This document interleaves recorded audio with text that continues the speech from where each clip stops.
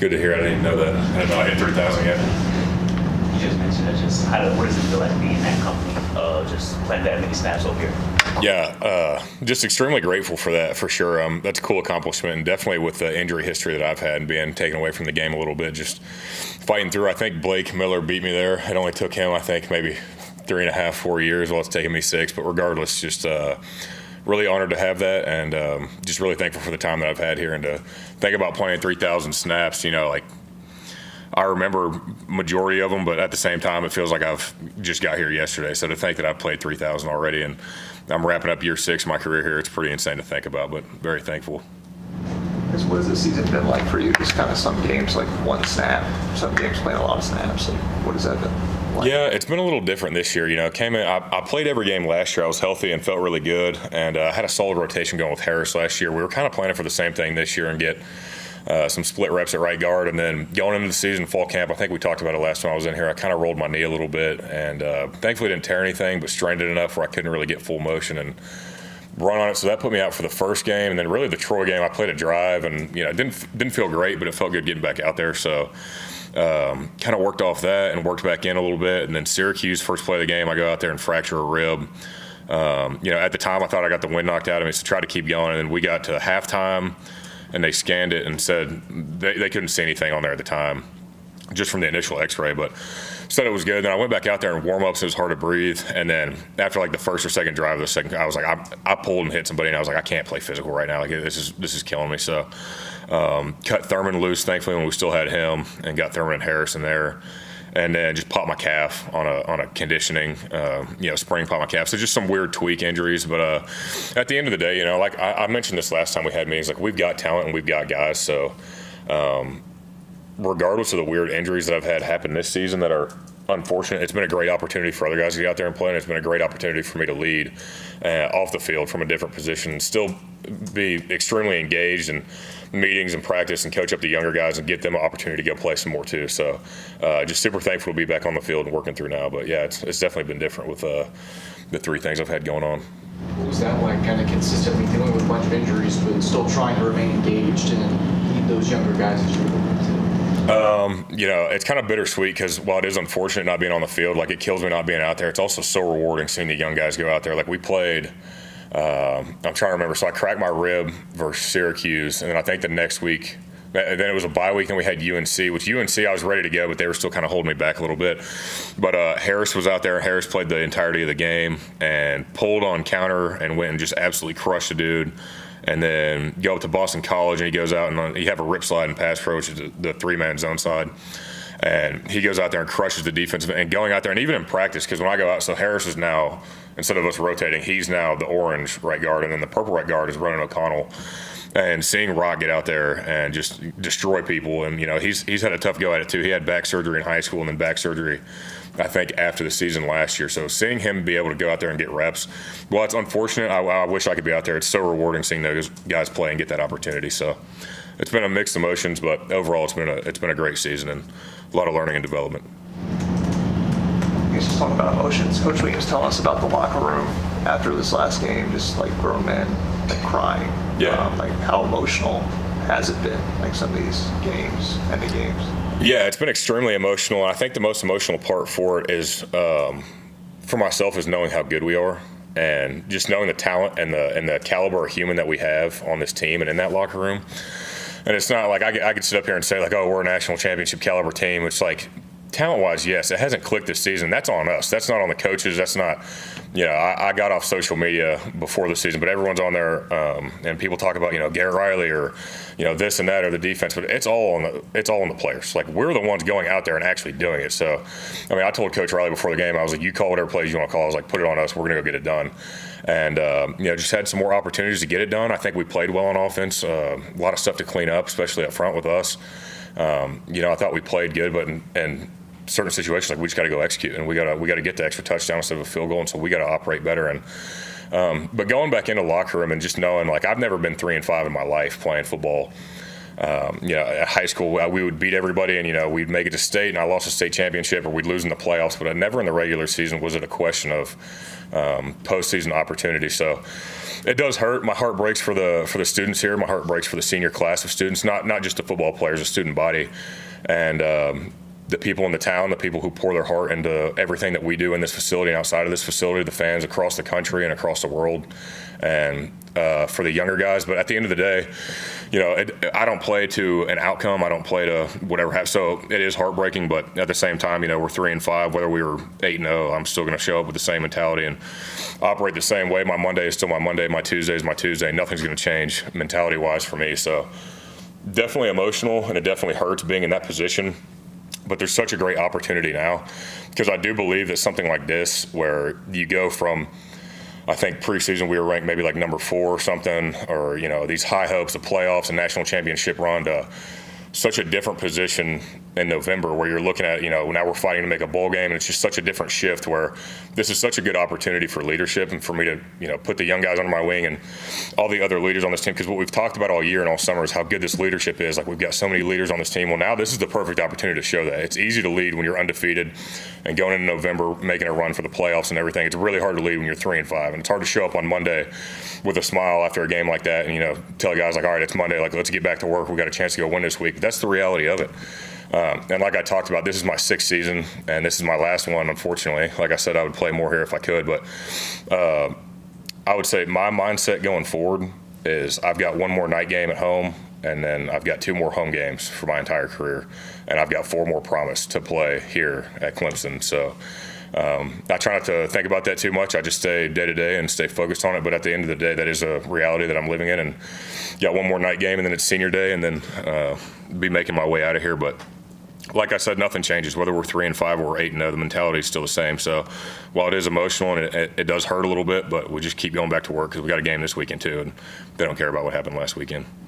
Offensively, what can this group pull from to kind of secure some momentum in these final 4 games? Yeah, I thought we played good up front. I thought we played physical. I thought we played fast. Shout out to Big Jacobs. He got in there at left guard for his first start at guard. That's extremely hard to do.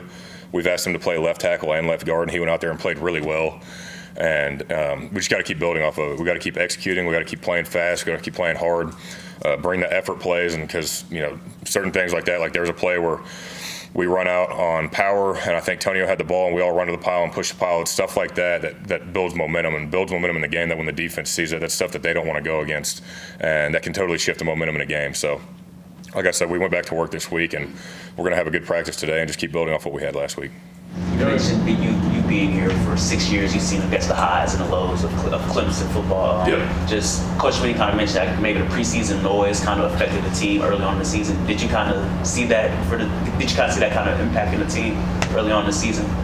Yeah, that's a hard question, because I can tell you what you never know there's so many guys, you never know what they're really thinking or what guys are thinking. But I can tell you what I did see is this summer.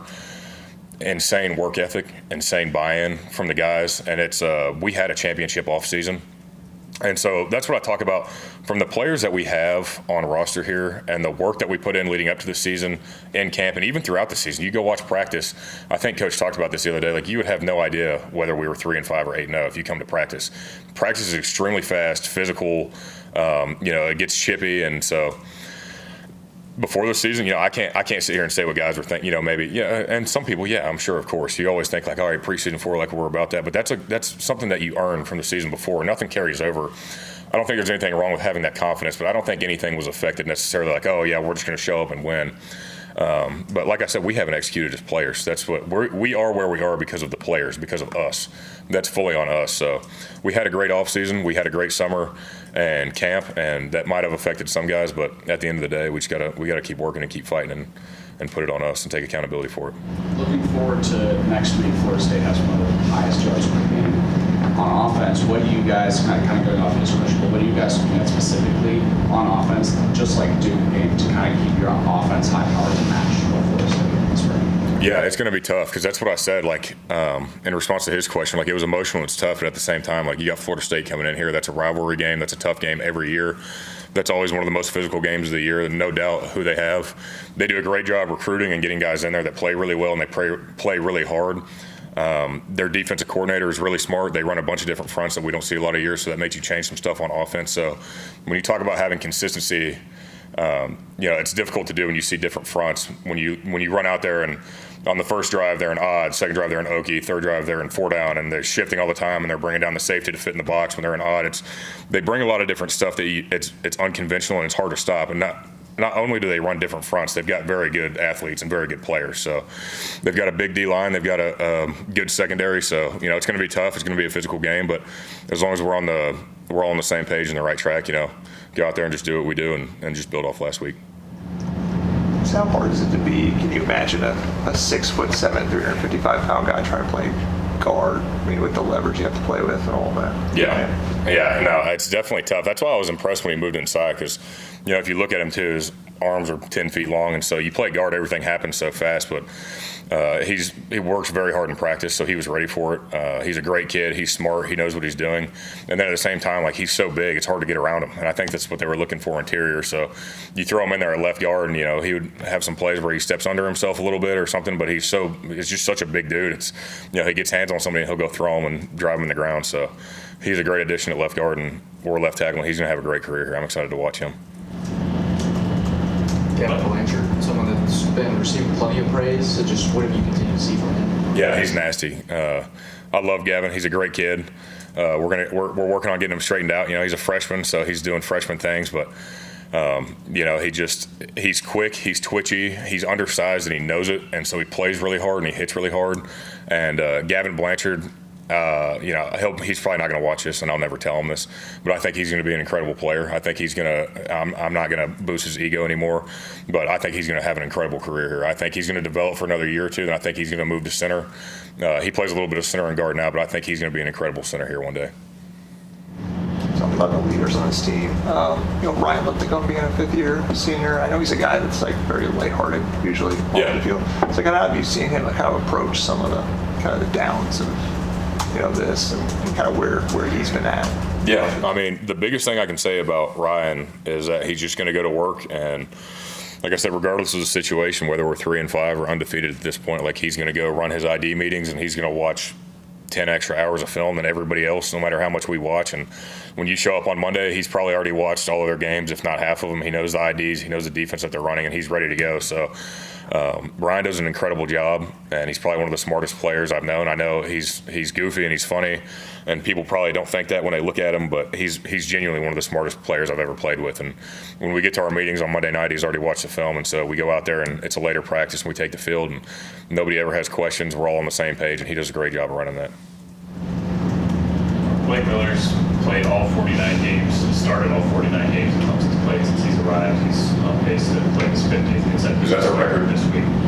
It'll be the record for a non-specialist. Yeah, the record 49 by Dalton Freeman. How remarkable is that at the position he plays, and what are the things you appreciate about him? Yeah, I could talk forever about Blake Miller. Blake Miller is my roommate. We've been roommates for a couple years.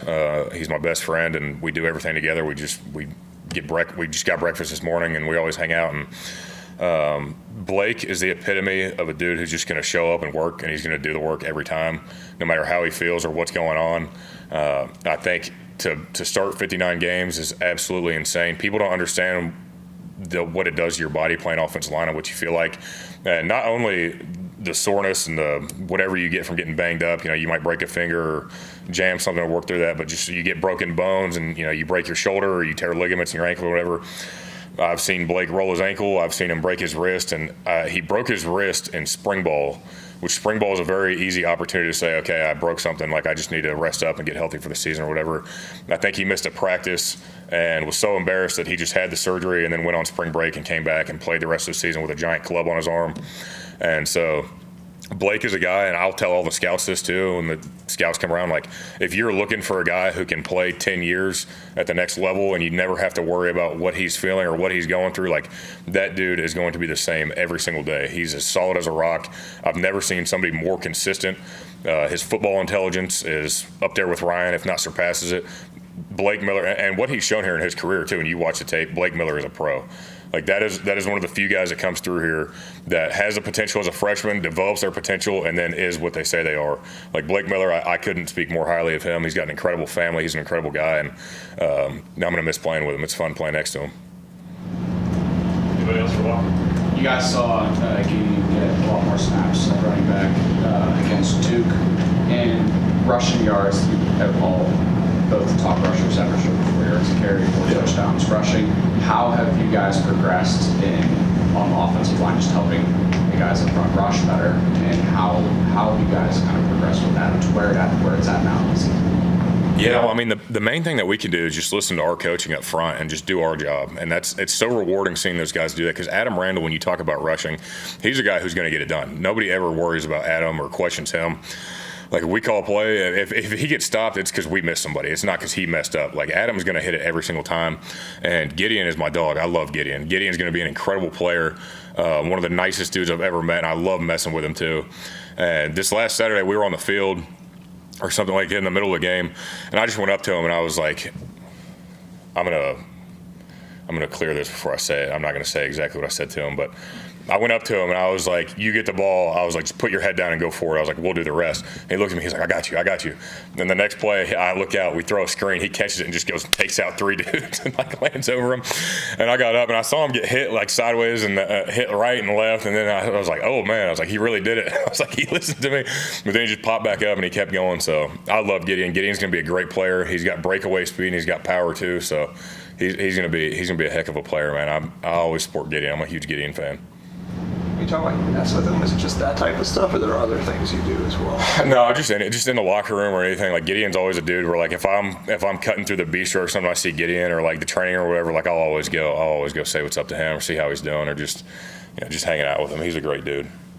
I guess, why is he someone that you kind of came to do that with? Is it running? He just started doing it to me. Like, he got, these guys don't know. It was my birthday like 2 weeks ago, and so they're like, oh, happy birthday, Parks, because we announce everybody's birthday every time it comes around. They're like, how old are you? I was like, 24. They're like, 24? Like, he's still playing. And I think Gideon's like 18 or gonna turn 19 or something. So as an older guy, I try to say, like, when the young guys come in, I always try to say, like, what's up, like, how you doing, introduce myself and let them know that, like, I'm a player, not a coach. And so they recognize that and start working on the friendship. But I think he just came up to me and dabbed me up one day. He was like, what's up, man? Just sat down and started talking to me, which is so rare for freshmen to do, especially to like an older guy. So we just immediately created a friendship, and that's just my guy. I love hanging out with him. He's a great dude. I love blocking for him. And like I said, I'll always be a Gideon fan.